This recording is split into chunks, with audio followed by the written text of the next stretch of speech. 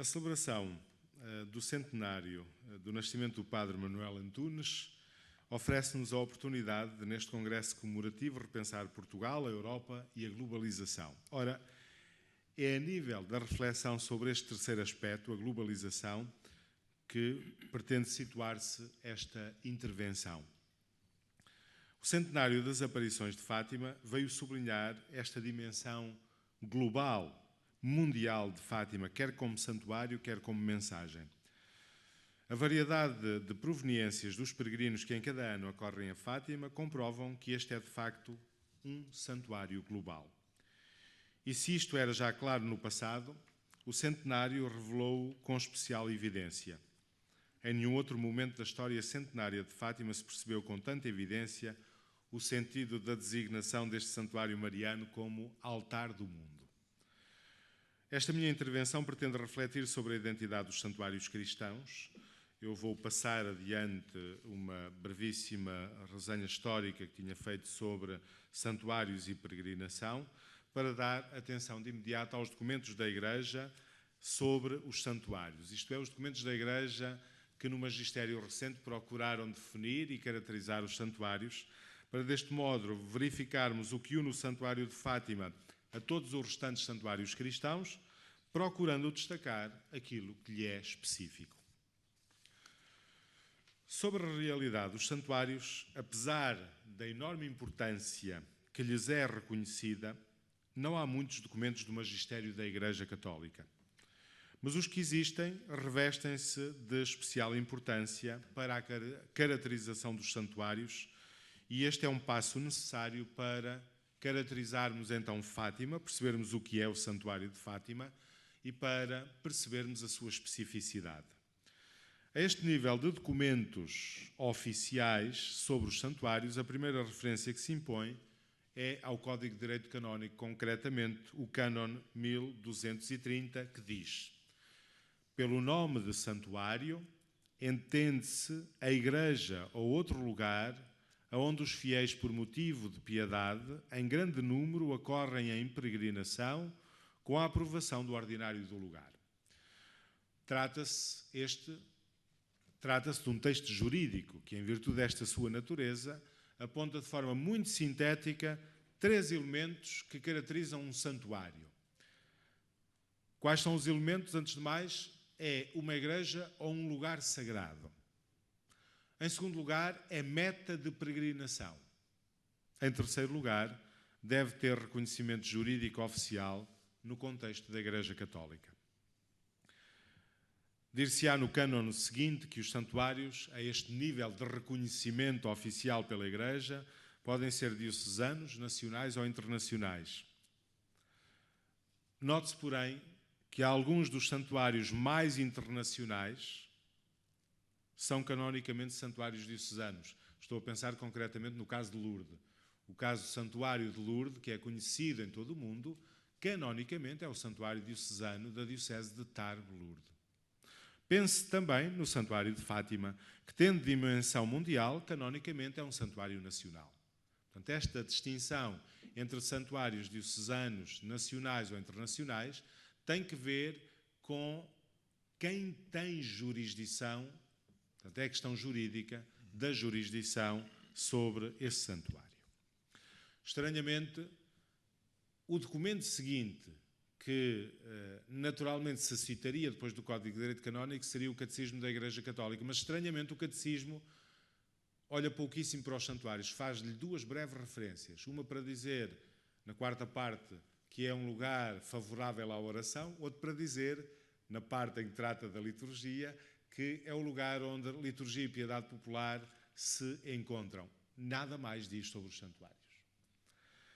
Depois do Código de Direito Canónico, os primeiros documentos significativos da Igreja sobre os santuários surgem no contexto da preparação do grande jubileu do ano 2000. E aí temos 2 documentos. Por essa ocasião, o Conselho Pontifício para a Pastoral dos Migrantes e Itinerantes publicou 2 documentos especialmente importantes. Um sobre a peregrinação, outro sobre os santuários.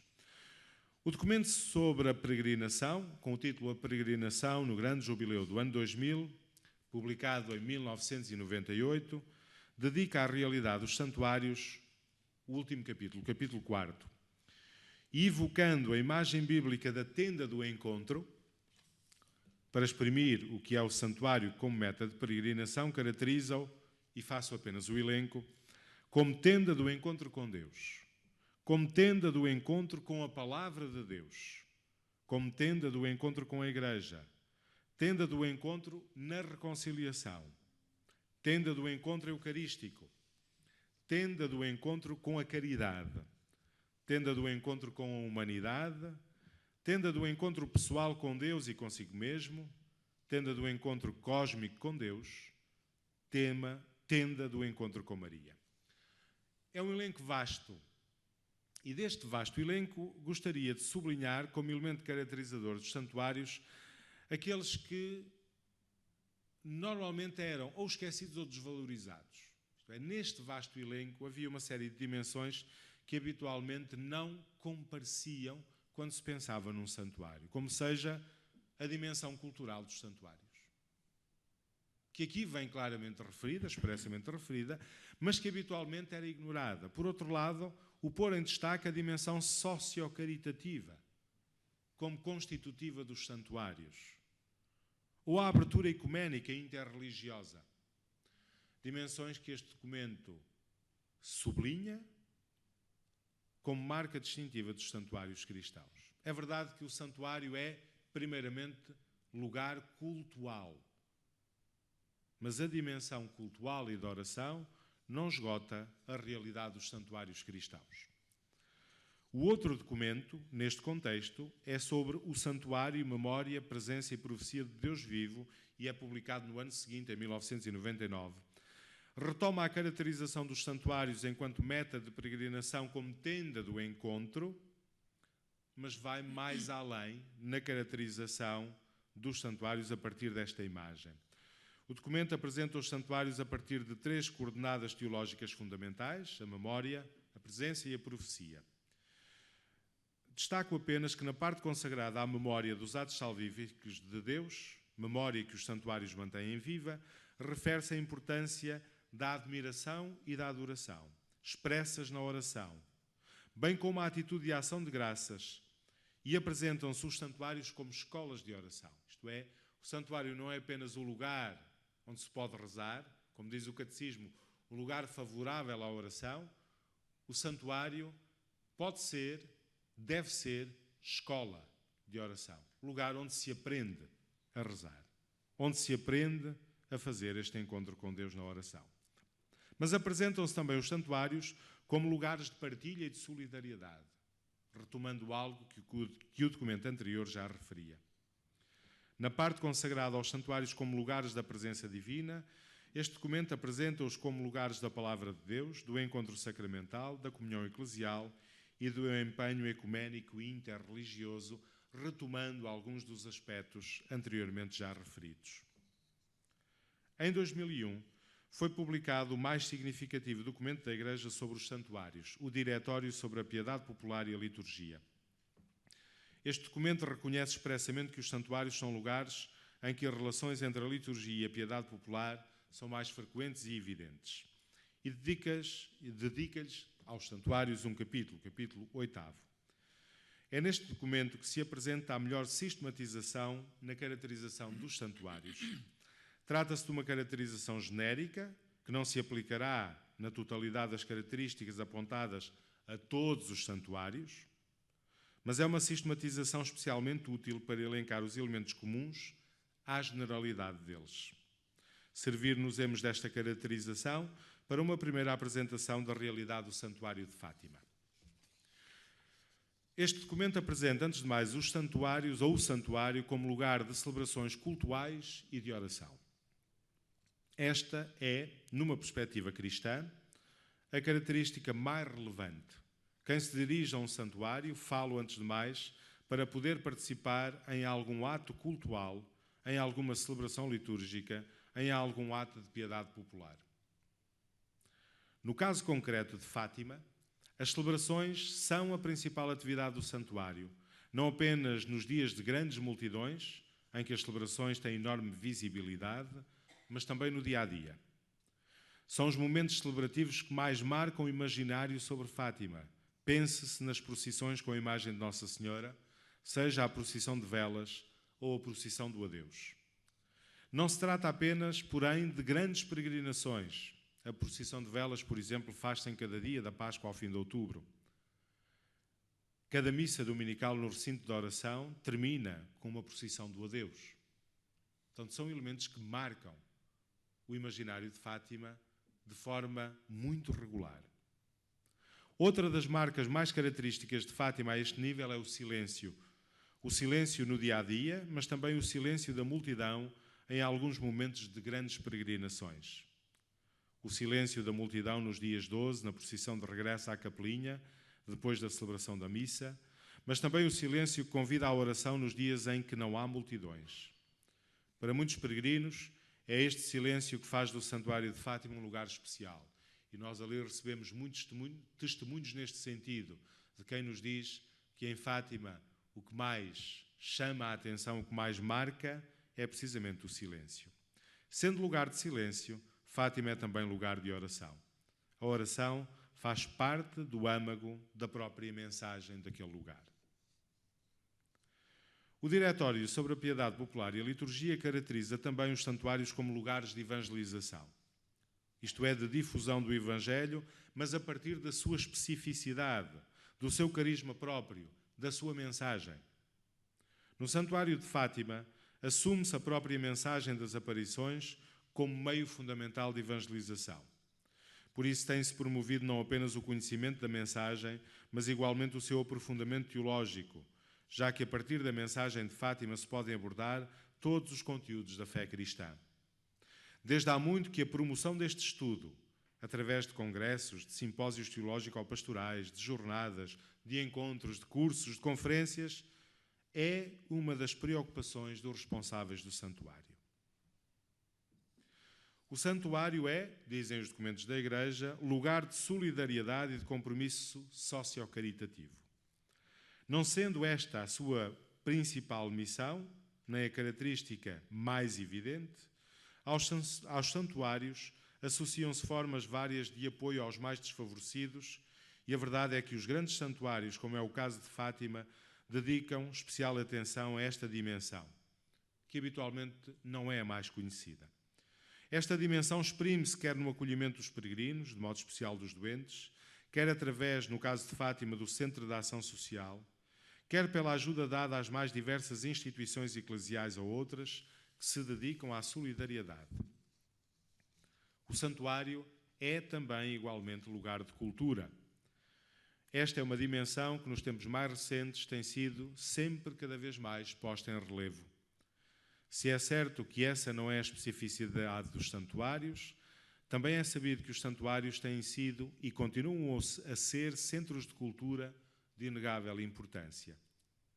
Esta dimensão cultural configura-se como dimensão complementar àquela que é a identidade primordial de qualquer santuário como lugar de culto, porque culto e cultura não são concorrentes e menos ainda se excluem mutuamente. E o Santuário de Fátima tem ao longo dos anos procurado conjugar ambos os aspectos. A quantidade e qualidade dos eventos culturais promovidos pelo Santuário no contexto da celebração do Centenário das Aparições parecem-me um exemplo expressivo do quanto esta dimensão está presente na vida e na ação do Santuário de Fátima. O Santuário é lugar de compromisso ecuménico e de diálogo interreligioso. São comuns os relatos da presença habitual de hindus e muçulmanos em santuários dedicados a Nossa Senhora de Fátima em países como a Índia, a Indonésia ou o Líbano, para citar apenas 3 exemplos que tenho particularmente presentes. O Inquérito 2011, Identidades Religiosas em Portugal, Representações, Valores e Práticas, inquérito coordenado pelo professor Dr. Alfredo Teixeira, coordenador do Centro de Estudos de Religiões e Culturas da Universidade Católica Portuguesa, revelava, em relação ao Santuário de Fátima, que embora a esmagadora maioria daqueles que visitam Fátima esta esmagadora maioria seja católica, são 80%, verifica-se também que 9,6% dos que visitam Fátima se declaram não crentes. 4,6% declaram-se crentes, mas sem vinculação a uma religião. E 2,3% declaram-se protestantes.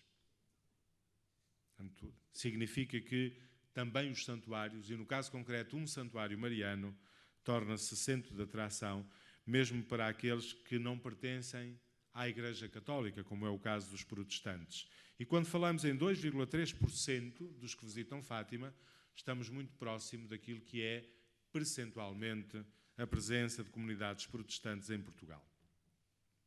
Haveria ainda um outro elemento, que é a carta de 11 de fevereiro de 2017, em que o Papa Francisco, com o mote próprio Sanctuarium in Ecclesia, transfere as competências sobre os santuários da Congregação para o Clero, para o Pontifício Conselho para a Promoção da Nova Evangelização, mas vou passar adiante, uma vez que sobre este aspecto que nos ocupa não apresenta grandes novidades. Para dedicar atenção, agora sim, ao Santuário de Fátima, naquilo que lhe é mais específico. Já apontámos, a partir dos documentos, uma série de aspectos, mas há outros que apresentam o Santuário de Fátima como um santuário global que gostaria agora de sublinhar. Uma das coisas que distingue o Santuário de Fátima e que lhe é específico é o acontecimento centenário que lhe está na origem. Um conjunto de aparições com conteúdos doutrinais e proféticos que constituem aquilo a que se chama habitualmente mensagem de Fátima. Esta mensagem tem pretensão de universalidade, isto é, destina-se a todos. Os valores da mensagem, como a paz, são também universais. Foi a percepção da importância e atualidade desta mensagem que levou à sua enorme difusão por todo o mundo e que explica a sua recepção tão alargada. O teólogo brasileiro Clodovis Boff afirma: entre todas as aparições da Virgem, Fátima foi a que teve mais peso sociopolítico. Fala em guerras mundiais. A profecia de Maria em Portugal diz respeito às nações como nos profetas bíblicos. Concerne em particular à imensa e poderosa Rússia da época e ao seu expansionismo ideológico e militar. Envolve a intervenção do Papa e do Episcopado Mundial. Dirige-se a todos os fiéis e à humanidade em geral. Em síntese, o seu significado é verdadeiramente histórico-mundial. A recepção da mensagem comprova-se pela multiplicação por todos os continentes de igrejas, santuários e simples altares dedicados a Nossa Senhora de Fátima, bem como pelos milhares de imagens de Nossa Senhora de Fátima espalhadas pelo mundo. Também foram dedicadas a Nossa Senhora, sobre esta invocação de Fátima, a algumas dioceses. Vou passar adiante o elenco dessas dioceses para não me alongar demasiado. Com a inspiração na mensagem de Fátima, foram também fundados institutos de vida consagrada, confrarias, associações e movimentos, muitos dos quais têm dimensão internacional. Também vou passar adiante o elenco. Por outro lado, a mensagem de Fátima propõe uma espiritualidade própria, o que distingue esta mensagem da de outras aparições. O mariólogo monfortino Stefano de Fiores, comparando Fátima com a mensagem de outras aparições, destaca como marca de originalidade e especificidade de Fátima, entre outros aspectos, a espiritualidade que propõe. Diz ele, das recomendações de práticas de piedade, oração e conversão, Nossa Senhora de Fátima passa a uma autêntica espiritualidade condensada na devoção ou consagração ao seu Imaculado Coração de Maria. Portanto, uma dimensão muito mais global. Importa referir também que a figuração mariana de Fátima se tornou um dos mais expressivos, se não mais expressivo, ícone de Maria no catolicismo atual, como comprova o pedido, já por 3 vezes, de levar a Roma a imagem venerada na Capelinha das Aparições, a última das quais, como estamos recordados, em outubro de 2013, a pedido do Papa Francisco. Num período relativamente curto, Fátima transformou-se num santuário global. Vou deixar a questão histórica aqui para o Dr. Marco Daniel e apresento muito brevemente e para concluir alguns números que comprovam esta internacionalidade de Fátima. Nós recebemos em 2017 grupos organizados de 108 países diferentes. Grupos organizados. Mas acolhemos peregrinos, em grupo ou individualmente, provenientes de mais de 150 países. Portanto, é verdadeiramente impressionante o número daqueles que a Fátima acorrem. A Europa continua a ser a origem da maioria dos peregrinos estrangeiros que visitam a Cova da Iria em grupo, países como Itália, Polónia, Espanha e Irlanda, e no ano do centenário, particularmente também os países do leste europeu, como a Rússia, a Eslováquia, a Ucrânia e a República Checa, fizeram-se anunciar junto dos nossos serviços de peregrinos. A Ásia é o continente que percentualmente mais tem crescido em termos de presença no Santuário de Fátima. Os países mais representados são a Coreia do Sul, as Filipinas, a Índia, a Indonésia, o Vietnã e a China continental. A grande maioria dos peregrinos continua a ser de origem portuguesa, mas, por exemplo, em 2017, os 10 países estrangeiros mais representados foram os seguintes, e elenco apenas: Espanha, Itália, Polónia, Estados Unidos, França, Brasil, Alemanha, Coreia do Sul e Eslováquia. No ano anterior não constava a Alemanha e a Eslováquia, mas estavam a Indonésia e a Índia. Ser um santuário global tem diversas implicações na pastoral do santuário, que tem que ver nomeadamente com a utilização de várias línguas, mas há outras implicações. Que Fátima seja um santuário global está também evidente no recurso frequentíssimo às transmissões em streaming a partir da Capelinha das Aparições e no acompanhamento da vida do santuário por meio da internet, por muitos devotos em todo o mundo. O site do santuário, bem como a presença nas redes sociais, levam Fátima cada vez mais longe. As visualizações, partilhas e interações atingem nas redes sociais números vertiginosos. Tomemos o exemplo do Facebook.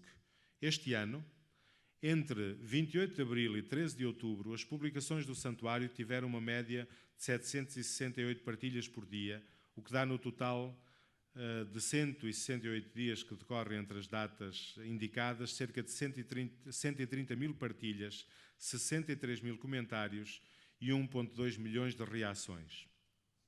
Verifica-se uma média de alcance, visualização do conteúdo da página, de 240 mil por dia, cerca de 40 milhões de visualizações no total. Em termos de notícias publicadas, os dados são também significativos. A visita do Papa Francisco em maio do ano passado foi o acontecimento mais noticiado em todo o mundo entre os dias 12 e 14 de maio, com mais de 21.700 notícias publicadas. Neste ano de 2018, considerando só as 6 grandes peregrinações, temos os seguintes resultados. Em maio, sobre a peregrinação de maio, foram publicadas 600 notícias. Em julho, 283 notícias. Em julho, 322. Em agosto, 681.